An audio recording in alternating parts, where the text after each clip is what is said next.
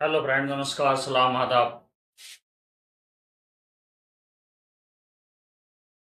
आप जानते हैं कि देश में इस वक्त गुस्से और गम का माहौल है। पहलगाम हमला जिसमें 26 टूरिस्टों की जान गई, ये बहुत निंदनीय है और इसका बदला लेने के लिए जो भी कुछ हो सकता है वो करना चाहिए। और हम सबको जाति, धर्म, पार्टी सब कुछ भूलकर देश के साथ खड़ा हो जाना चाहिए।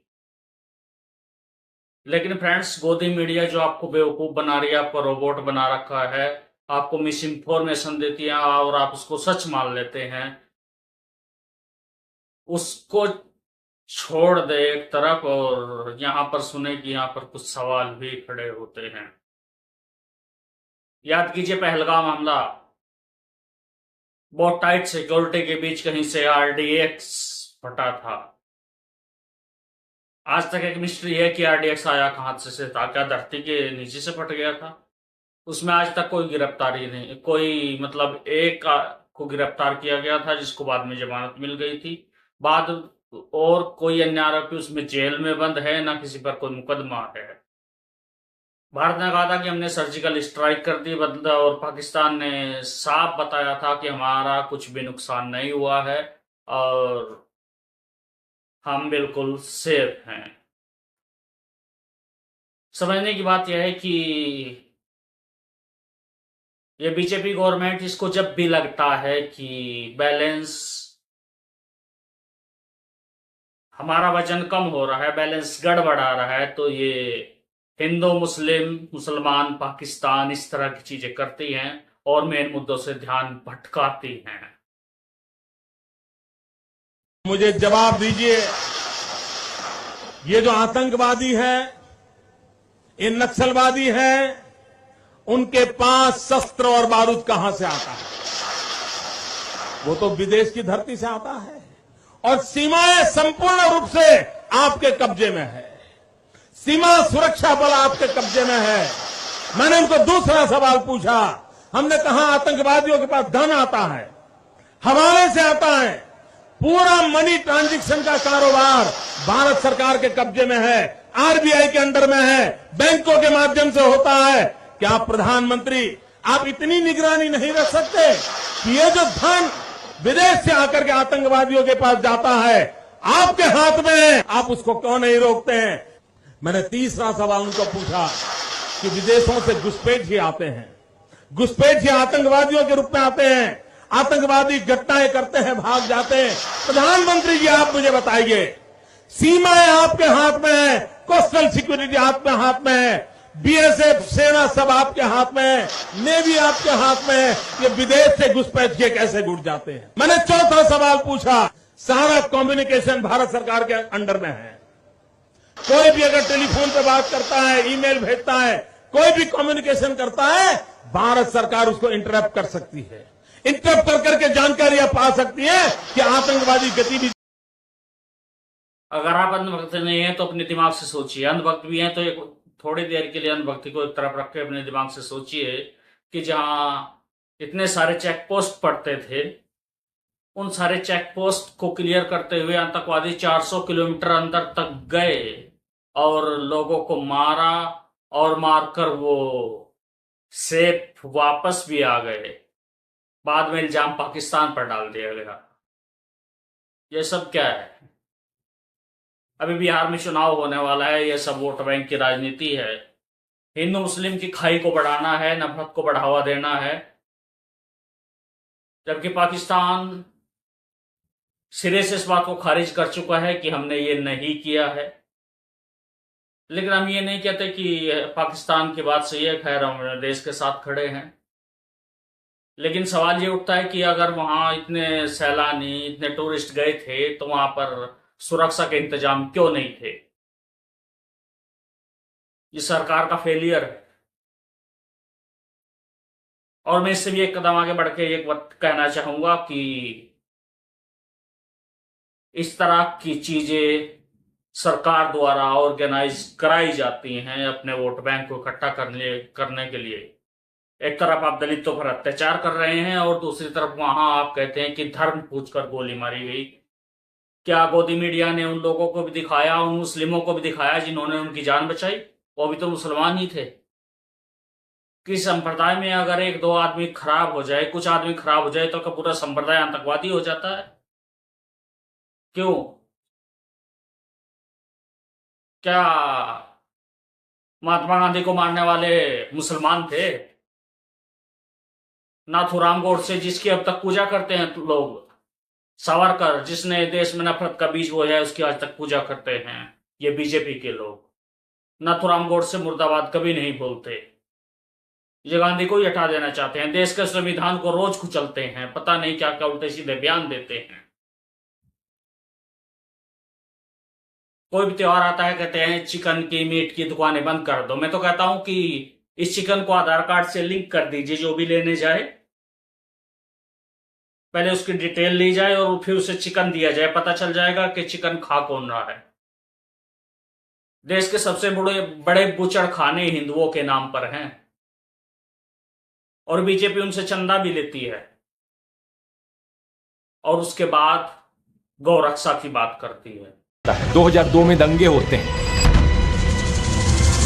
इन्हें लेकर नरेंद्र मोदी पर कई इल्जाम लगते हैं। अब इस पर अपना अलग से एक डिटेल्ड वीडियो हो सकता है, लेकिन कुल मिलाकर बात यह होती है कि इन्हें क्लीन चिट भी मिल जाती है। लेकिन तभी से एक कॉम्युनल नरेंद्र मोदी की ब्रांडिंग बनती है, एक कट्टर हिंदू नरेंद्र मोदी जो मुसलमानों के खिलाफ है। अब आप में से कुछ लोग होंगे जो इस ब्रांडिंग पर यकीन करते हैं, जो मानते हैं कि नरेंद्र मोदी इसी तरीके के कॉम्युनल इंसान है। लेकिन आप में से दूसरी तरफ कुछ लोग होंगे जो नरेंद्र मोदी को एक सेक्युलर आदमी मानते हैं कि नहीं, नरेंद्र मोदी तो सबका साथ सबका विकास में विश्वास रखते हैं। इससे फर्क नहीं पड़ता कि आप दोनों में से कौन सी कैटेगरी में हो, दोनों ही कैटेगरी के लोगों की यहाँ आंखें खुलने वाली हैं आगे की बातें सुनकर। क्योंकि देखो, वैसे तो नरेंद्र मोदी मटन और मछली पर बहुत शोर मचाते हैं अपने भाषणों में।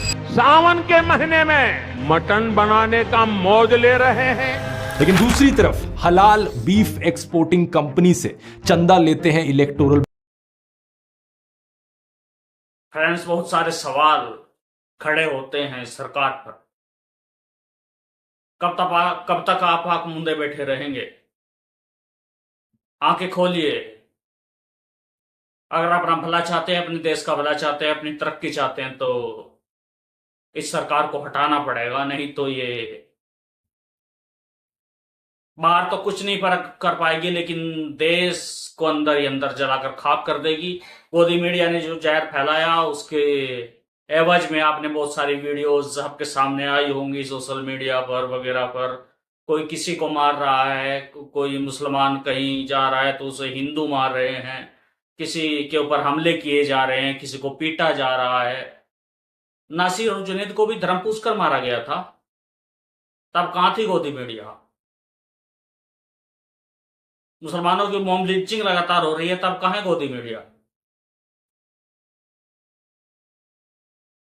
इस सरकार से सवाल पूछना भी गलत समझते हैं लोग और सलाह भी देते हैं कि जो पूछते हैं उन्हें भी सलाह दी जाती कि मत पूछा करो, क्योंकि सरकार बोलने किसी को देती ही नहीं। जो सवाल पूछता है उसके ऊपर मुकदमे अपने आप डाल दिए जाते हैं और फिर वो जेल की हवा खाता है। मैं जानना चाहता हूं, ये लोकतंत्र है या तानाशाही, डेमोक्रेसी है और डिक्टेटरशिप? जॉन भक्त आज खुश हैं, कल उनका भी नंबर आएगा। न तेरा है ना मेरा है, ये हिंदुस्तान सबका है। नहीं समझ में आई ये बात तो नुकसान सबका है। नया सिंह राठौर ने कुछ सवाल खड़े किए थे तो उन पर FIR दर्ज हुई। मैं पूछना चाहता हूं, उन गोदी मीडियाओं पर कब एक्शन होगा, उन पर कब मुकदमे होंगे जो इस तरह की झूठी खबरें चलाते हैं कि उन्होंने एक जोड़े को पहलगाम हमले में मर्द करार दे दिया गया था, जबकि वो अपने घर पे जिंदा है।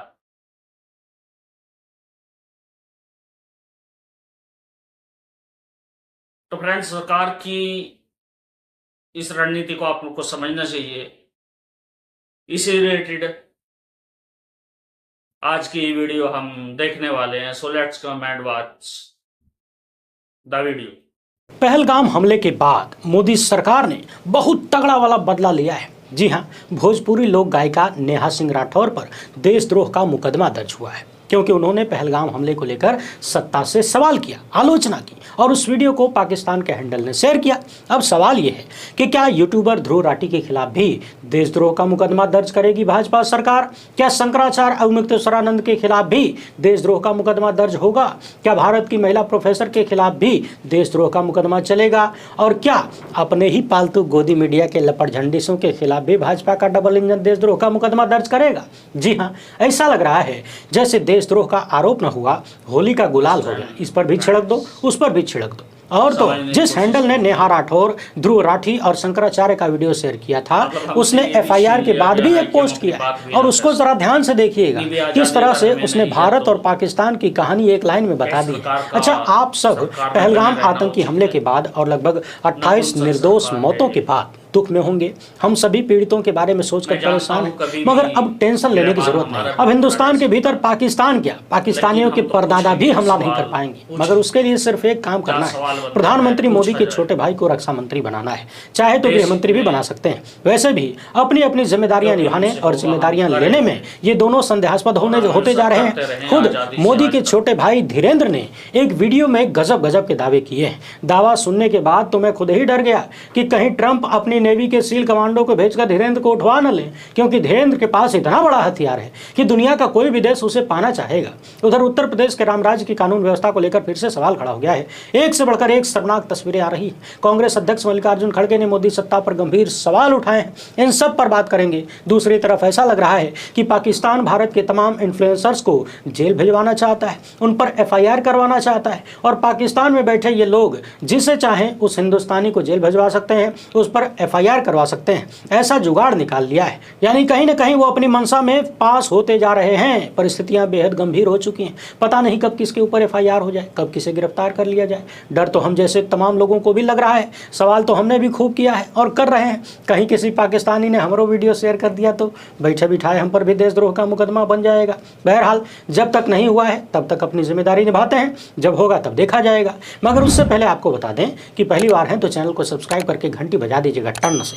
हर एक वीडियो को लाइक और शेयर करना जरूरी होता है। ये सारे काम बिल्कुल फ्री हैं, 2 सेकंड लगता है, इसलिए अभी निपटा लीजिए। वैसे लोग ये भी कहने लगे हैं कि अब भारत में फ्री का देशद्रोह वाला मुकदमा भी बंटने लगा है। खाली सरकार से 2-4 सवाल कर लीजिए, आलोचना कर दीजिए, जवाबदेही मांग लीजिए, धाए से मुकदमा मिल जाएगा। हमारा काम पसंद आता हो तो इस QR कोड या फिर मोबाइल नंबर का प्रयोग करते हुए जो भी हो सके आर्थिक सहयोग भेजने का प्रयास जरूर करें, ताकि गोदी मीडिया के जहरीले प्रकोप को कम करने का हमारा छोटा सा प्रयास चलता रहे और जिम्मेदार लोगों से सवाल भी होते रहे। सबसे पहले देखते हैं नेहा सिंह राठौर के वीडियो में क्या था जिस पर देशद्रोह का मुकदमा दर्ज हो गया। दरअसल पहलगाम घटना के बाद नेहा ने मोदी सत्ता से सवाल किया कि एक फोन कॉल पर दूसरे देशों का वार रुकवाने वाले पापा अपने ही देश में आतंकवादी हमला नहीं रोक पाए। आपको याद ही होगा किस तरीके से भाजपा के बड़े बड़े नेता, सबसे बड़े वाले नेता ये झूठा दावा करते हुए पाए गए कि नरेंद्र मोदी ने एक फोन घुमाया और रूस तथा यूक्रेन के बीच युद्ध रुकवा दिया, जबकि मंत्रालय के अधिकारियों ने ऐसे किसी घटना से इनकार किया था। तो किसी के भी मन में यह सवाल आएगा ना कि यदि रूस यूक्रेन जैसे देशों का युद्ध आप एक फोन करके रुकवा सकते हैं, तो इतना ताकतवर आदमी अपने देश में आतंकी हमला क्यों नहीं रोक पाया, अपने लोगों की जान क्यों नहीं बचा पाया। आगे नेहा कहती हैं कि जब देश की राजनीति ही राष्ट्रवाद और हिंदू मुसलमान के मुद्दे पर चल रही है, उसके बाद भी आतंकी हमारे लोगों को मार के चले जाते हैं, तो सवाल किस मुद्दे पर करूं? 56 इंच की छाती पर देश के सारे मुद्दों को समेट लेने वाले मोदी जी की सरकार में जब आतंकवादी हमले होंगे तो सवाल क्या जिन्ना और नेहरू जी से पूछा जाएगा? हमारे नागरिकों की मौत और आतंकवादी हमले पर सवाल क्यों न पूछा जाना चाहिए? अब इन बातों में ऐसा क्या है जो भारत के खिलाफ है, जो भारत की संप्रभुता, एकता और अखंडता को खतरे में डालता है, यानी देशद्रोह करता है? इन बातों में ऐसा क्या है जो किसी एक वर्ग के लोगों को दूसरे वर्ग के खिलाफ उकसाता है? इनमें ऐसा कौन सा झूठ है जिससे धार्मिक समूहों के बीच नफरत पैदा होती है? इसमें ऐसा क्या है जो धार्मिक भावनाओं को ठेस पहुंचाता है? क्या प्रधानमंत्री मोदी से सवाल करना देशद्रोह है? क्या प्रधानमंत्री मोदी धर्म है या वो भगवान है? क्या वो लोकतंत्र के लिए चुने हुए प्रधानमंत्री नहीं है? यदि नहीं है, यदि उन्होंने अपने आप को कुछ और मान लिया है, तो साफ साफ बता दीजिए भैया। भैया हम लोग सवाल करना बंद कर देंगे, हम भी ये सब छोड़ छाड़ के पकौड़ा बनाने की ट्रेनिंग ले लेंगे। हालांकि ट्रेनिंग की जरूरत पड़ेगी नहीं, पकौड़ा तो बनाइए लेंगे। अब देखिए दैनिक भास्कर बता रहा है कि बीएनएस की धारा 152, 353 1C, 353 2 और धारा 302 के तहत मुकदमा दर्ज हुआ है। इसके अलावा कौन कौन सी धाराएं लगाई गई हैं आप भी अपनी स्क्रीन पर देख लीजिए, गिन लीजिए, उंगली पे ध्यान है। यानी जो व्यक्ति अपने आप को चौकीदार कहते हैं उनकी चौकीदारी वाला ही सवाल कर दिया तो इतने सारे मुकदमे हो गए। इन मुकदमों के बाद नेहा ने पुनः ट्वीट किया और लगातार ट्वीट कर रही हैं। अपने पहले ट्वीट में उन्होंने लिखा कि मेरे ऊपर एफआईआर हो गई, होनी भी चाहिए। एक मामूली लड़की इतने बड़े लोकतंत्र में सवाल कैसे पूछ सकती है? लोकतंत्र का साइज तो देखो, दुनिया का सबसे बड़ा लोकतंत्र है भाई। धन्यवाद योगी जी, धन्यवाद मोदी जी। दूसरे ट्वीट में उन्होंने देश के वकीलों से मदद मांगी, अपनी आर्थिक समस्याओं को भी लिखा। जाहिर सी बात है मुकदमा लड़ना होगा, खर्चा भी होगा।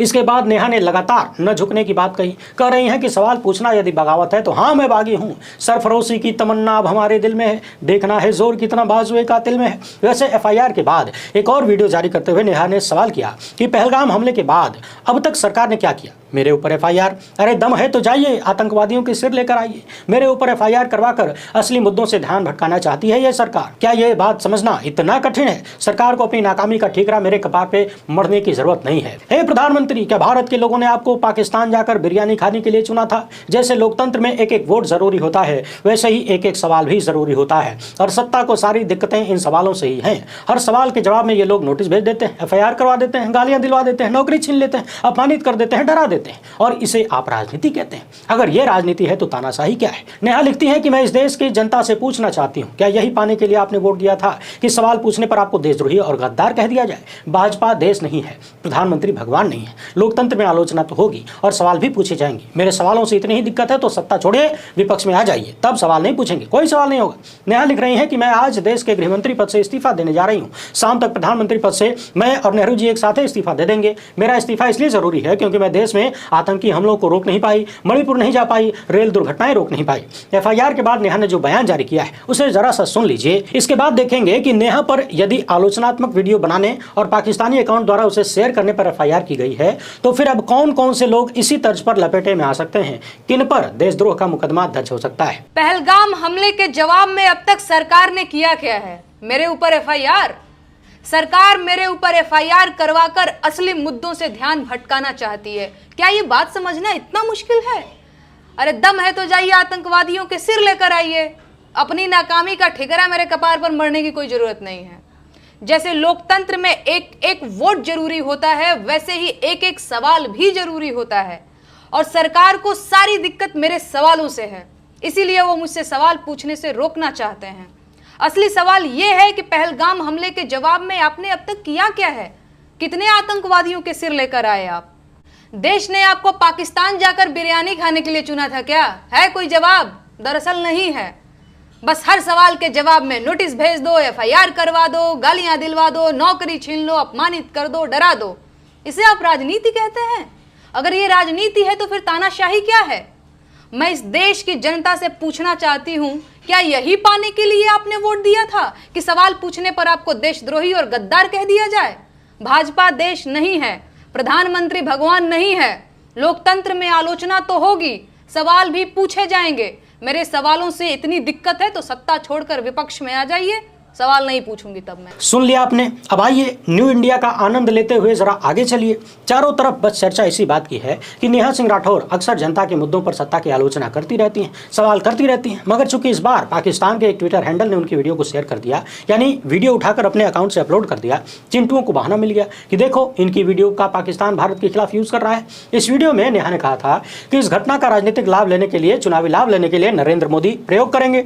तो सवाल यह है कि क्या उन्होंने अब तक ऐसा नहीं किया है? पुलवामा की घटना को याद करिए, कितना ज्यादा राजनीतिक लाभ लेने का प्रयास उन्होंने किया और लिया भी। गोदी मीडिया दिन रात लगकर राष्ट्रवाद का तड़का लगा रहा था ताकि आप तमाम मुद्दों को भूल जाएं। तो इस वीडियो में नेहा राठौर ने कुछ भी नया नहीं बोला है और ऐसा भी नहीं बोला है जिसका कोई आधार न हो, इतिहास न हो। प्रधानमंत्री मोदी और भाजपा के ज्यादातर नेता ऐसे मुद्दों पर चुनावी लाभ लेते आए हैं और इस बार भी देखिए घटना हुई कश्मीर में, लेकिन प्रधानमंत्री कश्मीर नहीं गए, पीड़ितों के घर नहीं गए, बल्कि उस राज्य में गए जहां चुनावी मौसम चल रहा है। तो इसे आप क्या कहेंगे? लोग ये भी चर्चा कर रहे हैं कि यदि हुजूर हुजूर कश्मीर को अपना मानते तो कश्मीरियों के लिए कम से कम अब तक चले गए होते।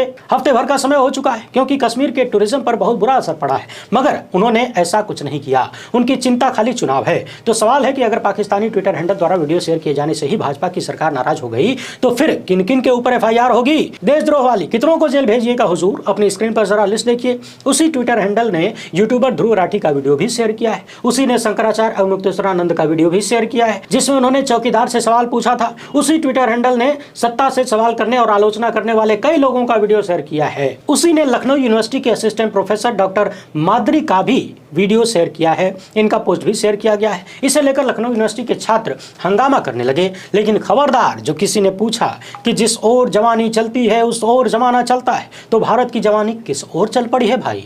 जो सत्ता की आलोचना और सरकार से सवाल करने की बजाय उसका समर्थन कर रही है। लोकतंत्र में अगर जवानी सत्ता के आगे लोटासन करने लगी तो फिर भगत सिंह की कुर्बानी किस काम की? बहरहाल, रील के जमाने में भगत सिंह की बात नहीं किया करते, पाप लगता है, क्योंकि उन्हें भी तो उस वक्त के सत्ताधीशों ने वही कहा था जो आज नेहा के बारे में कहा जा रहा है सत्ताधीशों द्वारा। अब यूनिवर्सिटी की प्रोफेसर को नोटिस जारी हो गया है। हो सकता है कल को बेरोजगार भी कर दे जाए, क्योंकि मुमकिन है योजना अभी भी चल रही है, खत्म नहीं हुई है। तो सवाल यह है कि क्या भाजपा का double engine Dhruv Rathee, Shankaracharya, professor Madri, इन सब के खिलाफ भी देशद्रोह का मुकदमा दर्ज करेगा? और उससे भी गंभीर सवाल कि क्या पालतू नफरती चिंटुओं के खिलाफ भी मुकदमा दर्ज होगा? ये देखिए, गोदी मीडिया के इन लपटझंडिसों और इन चैनलों के वीडियो भी उसी पाकिस्तानी ट्विटर हैंडल ने शेयर किया है। और इन वीडियोज में भारत के खिलाफ, भारत की अखंडता, संप्रभुता के खिलाफ बहुत सारी बातें बोली जा रही हैं। और इस वीडियो में भारत के खिलाफ बहुत सारी अपमानजनक बातें बोली जा रही हैं। एक पाकिस्तानों को बिठाकर मुर्गा लड़ाई हो रही है ताकि आपके खून को खौलाया जा सके और गोदी मीडिया का चैनल TRP बटोर सके। तो सवाल है कि क्या इन सब के खिलाफ भी देशद्रोह का मुकदमा दर्ज होना चाहिए कि नहीं? इनका चैनल बंद होना चाहिए कि नहीं? गोदी मीडिया के चैनल पर एक पाकिस्तानी बैठकर बोतल में कोई रंगीन द्रव्य लिया हुआ है और किसी नदी के किनारे खड़ा होकर गोदी मीडिया का लपटझंडी चिल्ला रहा है कि दम है तो आ जाओ, अब तुमको खाली टीवी में पानी मिलेगा, जब पानी की जरूरत हो तो टीवी देख लेना भारत का, हमारा चैनल देख लेना, पानी देखने को मिल जाएगा। असल में पानी नहीं मिलेगा, भारत ने तुम्हारा पानी बंद कर दिया। हालांकि आप जानते हैं कि पानी बंद करने की बात कितनी झूठी है, वो अभी के लिए असंभव जैसी है। दूसरी तरफ से पाकिस्तानी बोल रहा है कि हम तुमको जानवर का सुसु पिलाएंगे जी। सोचिए, दुनिया के सबसे बड़े लोकतंत्र का मीडिया कितना गंदा हो चुका है। इस वीडियो को पाकिस्तानी ट्विटर हैंडल ने शेयर किया है। उसे देखकर मैं शर्म से पानी पानी हो गया। हंसने वाली इमोजी लगाकर पाकिस्तानी ट्विटर हैंडल भारतीय मीडिया का मजाक बना रहा है और FIR होती है उस पर जो सत्ता से सवाल करता है। गोदी मीडिया वाले पाकिस्तानियों को बिठाकर हमारी सेना और हमारे देश का अपमान करवा रहे हैं, लेकिन FIR होगी किस पर? नेहा राठौर पर। वैसे लोग एक सवाल ये भी कर रहे हैं कि क्या भाजपा का डबल इंजन अनुराग ठाकुर और गृह मंत्री अमित शाह के बेटवा पर भी मुकदमा दर्ज कराएगा? जिस पाकिस्तानी खिलाड़ी ने भारत की सरकार पर ही अपने लोगों को मारने का आरोप लगाया है, उसी के साथ अनुराग ठाकुर और गृह मंत्री अमित शाह के बेटे बैठे हुए नजर आ रहे हैं। सोचिए, पाकिस्तान का खिलाड़ी हमारी ही सरकार पर आरोप लगा रहा है कि हम अपने ही लोगों को मारते हैं। क्या आपको नहीं लगता कि जल्द से जल्द पूरे मामले की जांच करके ढेर सारे सबूत जुटाकर पाकिस्तान के मुंह पर मार देना चाहिए? वैसे प्रधानमंत्री मोदी की ये तस्वीर और दशकों पुरानी ये वाली तस्वीर सोशल मीडिया पर खूब वायरल है। लोग पूछ रहे हैं कि बहुत तेज फेंकने वाले का हाथ कौन दबा रहा है? अब इसमें फेंकने वाला कौन है, इसका फैसला आप ही करिएगा। लोग ये भी चर्चा करने लगे हैं कि लगता है पड़ोसियों को पता चल गया है कि भारत के लोगों का वीडियो उठाकर बस शेयर कर दो, वहां उन पर FIR हो जाएगी। ये सब आपस में भिड़ जाएंगे, लड़ते मरते रहेंगे। भाजपाई सरकारें लगेंगी अपनी ही जनता पर FIR करने, उनको परेशान करने, टॉर्चर करने, और पाकिस्तान का मामला सफल हो जाएगा। दुश्मन देश यही तो चाहता है कि भारत में अशांति हो। वैसे भी पहले से ही नफरती चिंटू आतंकियों की खूब मदद कर रहे हैं, हिंदू मुसलमान करके। आतंकियों ने एक जगह हिंदू मुसलमान किया, वो भी पता नहीं किया कि नहीं किया, लेकिन चिंटू पूरे देश में शुरू कर चुके हैं। वैसे पाकिस्तान के जिस ट्विटर हैंडल के कारण इतना सारा रायता फैला है, उसी ने भारत और पाकिस्तान दोनों देशों के डेमोक्रेसी को लेकर एक गजब का ट्वीट किया है। आप भी अपनी स्क्रीन पर देखिए। एक तरफ नेहा सिंह राठौर की तस्वीर है, दूसरी तरफ पाकिस्तान की ही किसी अन्य लड़की की, और इसने लिखा है कि पाकिस्तान का लोकतंत्र एक महिला को किडनैप करता है और भारत का लोकतंत्र एक महिला के खिलाफ FIR करता है। दोनों का अपराध क्या है? इन्होंने सरकार से सवाल किया। यानी ये ट्विटर हैंडल बता रहा है कि जवन गति तोरी तवन गति मोरी। जो पाकिस्तान में हो रहा है वहां के नागरिकों के साथ, वही भारत में हो रहा है वहां के नागरिकों के साथ। सत्ता से सवाल करेंगे तो FIR होगी, किडनैपिंग हो जाएगी। उधर यूपी के रामराज में दलित सांसद पर हमला हो गया। पिछले दिनों धमकी दी जा रही थी। अखिलेश यादव सांसद के घर तक पहुंच गए भरोसा दिलाने के लिए, मगर फिर भी हमला करने वालों ने कर ही दिया। सोचिए कितना गंभीर मसला है। जिस सांसद के ऊपर देश की तीसरी सबसे बड़ी पार्टी के मुखिया का हाथ है, पूर्व मुख्यमंत्री का साथ है, सांसद के ऊपर खुलेआम दिन दहाड़े पूरे काफिले पर हमला हो जाता है और हमलावर बहुत तेजी से छोड़ दिए जाते हैं। पत्रकार सचिन गुप्ता के ट्वीट को देख लीजिए, बाकी टेंशन की कोई बात नहीं है, सबका नंबर आएगा। रामराज में जब एक दलित सांसद सुरक्षित नहीं है तो बाकियों का क्या होगा ये कल्पना से भी परे है। इधर देश की इतनी सारी समस्याएं हैं, उधर नरेंद्र मोदी का छोटा भाई अपना धंधा चमकाने में लगा हुआ है। जी हाँ, धीरेंद्र का दावा है कि अब वो देश के लिए काम करेंगे, यानी अब तक पता नहीं किसके लिए कर रहे थे। सोशल मीडिया पर धीरेंद्र शास्त्री का एक 45 सेकंड का वीडियो वायरल है। इसे वरिष्ठ पत्रकार दयाशंकर मिश्र ने शेयर किया है। इस वीडियो में धीरेंद्र कह रहे हैं कि अब तो मैं भारत के रक्षा मंत्री को भी कहना चाहूंगा कि हमारे पास जो चेतना है, जो हनुमान जी की कृपा है मेरे ऊपर, आप उसका सदुपयोग करिए, क्योंकि हम अधिकारी तो बन नहीं सकते क्योंकि पढ़े लिखे नहीं है। धीरेंद्र का कहना है कि आप हमारी शक्ति का सदुपयोग करिए कि आने वाले समय में कहां कौन सी घटना हो सकती है, और हमारी शक्ति का सदुपयोग गोपनीय तरीके से करिएगा, क्योंकि खुल के बताएंगे तो कोई हम ही को उड़ा देगा। यानी धीरेंद्र शास्त्री का दावा है और भारत के रक्षा मंत्री को बुलावा है कि आइए हम देश में होने वाली घटनाओं के बारे में पहले ही आपको सूचित कर देंगे, यानी भविष्यवाणी कर देंगे, आपके कान में धीरे से बता देंगे, क्योंकि पब्लिकली बताया, जोर से बताया तो हमारी जान को भी खतरा है। आप सोचिए, भारत के प्रधानमंत्री के छोटे भाई यानी नरेंद्र के छोटे धीरेंद्र को भी जान का खतरा है। इन्हें भी डर लग रहा है कि पब्लिकली भविष्यवाणी कर दिया तो हमको भी उड़ा दिया जाएगा। उधर निशिकांत दुबे हैं, कलमा याद कर रहे हैं कि न जाने कब कहां जरूरत पड़ जाए। ये भी दावा कर रहे हैं कि देश में गृह युद्ध हो रहा है, यानी मोदी के दुलरुआ सांसद बता रहे हैं कि भारत में कई सारे गृह युद्ध चल रहे हैं। कलमा याद कर रहे हैं ताकि कोई आतंकी पूछे तो कलमा पढ़ के सुना दे, बच जाए। और इधर नरेंद्र के छोटे धीरेंद्र कह रहे हैं कि रक्षा मंत्री को धीरे से बताएंगे कि देश में कब कौन सी घटना कहां होने जा रही है, सामने से नहीं बताएंगे, नहीं तो हमको ही कोई उड़ा देगा। अब सवाल यह है कि जब देश की तमाम घटनाओं की जानकारी भविष्यवाणी तुमको हो जाएगी तो तुम्हारे ऊपर कोई हमला होने जा रहा है उसकी जानकारी नहीं मिलेगी, तुमको पता नहीं चलेगा कि तुमको कोई उड़ाने आ रहा है। गजब की बतौलेबाजी है भाई। मगर कुल मिलाकर जो भी है, वैसे भी रक्षा मंत्री के बारे में बार बार ये चर्चा हो रही है कि फेल है, कहीं चीन हमारे 20 जवानों को मार देता है, कहीं जमीन कब्जा कर लेता है, बार बार सेना पर हमले हो रहे हैं, सेना के कैंप पर हमले हो रहे हैं, आए दिन सैनिक शहीद हो रहे हैं, पुलवामा की इतनी बड़ी घटना हुई, अभी हमारे 26 नागरिकों को मार दिया गया। तो अगर धीरेंद्र का दावा है कि उनके पास विशेष चेतना है, उनके कपार पे हनुमान जी की सवारी है, तो फिर किसी के कान में कुछ बताने की जरूरत क्या है? डायरेक्ट धीरेंद्र को रक्षा मंत्री क्यों न बना दिया जाए? अफसर बनने में डिग्री की जरूरत होती है ना, अनपढ़ आदमी मंत्री तो बन ही सकता है, प्रधानमंत्री भी बन सकता है, वहां तो किसी डिग्री की जरूरत नहीं है। तो क्या हम सभी को प्रधानमंत्री मोदी से यह अपील नहीं करनी चाहिए कि अपने छोटे भाई धीरेंद्र को तुरंत रक्षा मंत्री बनाइए और ऐसा कोई नमूना ढूंढकर गृह मंत्री भी बना दीजिए? शाह जी को जरा आराम दीजिए, थक गए होंगे बेचारे। अब लोग ये भी सवाल कर रहे हैं कि धीरेंद्र ने पहलगाम वाली घटना के पहले रक्षा मंत्री को अवगत क्यों नहीं किया?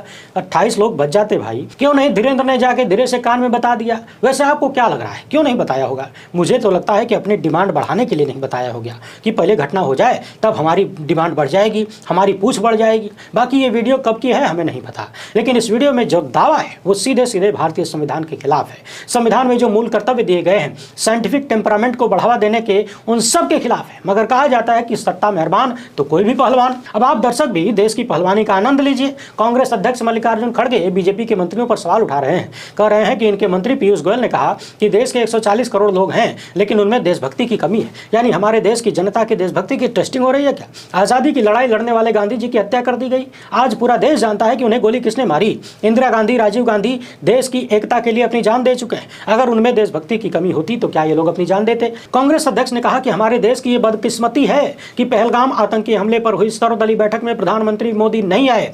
ये शर्म की बात है कि मोदी चुनावी भाषण करते हैं लेकिन दिल्ली में हो रही बैठक में नहीं आ सकते। बात तो बहुत बड़ी बड़ी करते हैं, 56 इंच की छाती है, मैं लड़ूंगा, घर में घुसकर मारूंगा। अरे बड़ी बड़ी बातों की जगह बिहार से आकर दिल्ली में बैठक करते, हमें जानकारी देते कि आपकी प्लानिंग क्या है और हमसे क्या मदद चाहते हैं। आप कांग्रेस अध्यक्ष की जबानी खुद ही सुनिए। वीडियो पसंद आई हो तो ज्यादा से ज्यादा लोगों तक पहुंचाएं। फिलहाल इतना ही, बहुत बहुत धन्यवाद। जय हिंद। हमारी ये देश की बदकिस्मती है, सब पार्टी के लोग आए लेकिन उस मीटिंग में मोदी जी नहीं आए। यह शर्म की बात है। देश के स्वाभिमान को जब धक्का हो रहा, आप बिहार में चुनावी भाषण करते हो और यहां पर दिल्ली में नहीं आ सकते आप? क्या दिल्ली दूर है आपको बिहार से? बात तो बड़े बड़े करते हो, मेरी 56 इंच छाती है, मेरी वो है, ये है, मैं वो लड़ूंगा, घर में घुसूंगा। अरे बाबा, कम से कम बिहार से उस दिन आकर हमारे मीटिंग में बैठते तो सबको मालूम होता था कि आपकी प्लानिंग क्या है, आप क्या करने वाले हैं, हमारे से क्या मदद चाहते हैं। हम तो मदद खुले आम सभी पार्टी के लोग दे रहे, इसके बावजूद भी आपने कभी उधर नजर डालने की कोशिश नहीं की। ये ऐसा ये बीजेपी और प्रधानमंत्री का ये एटीट्यूड है।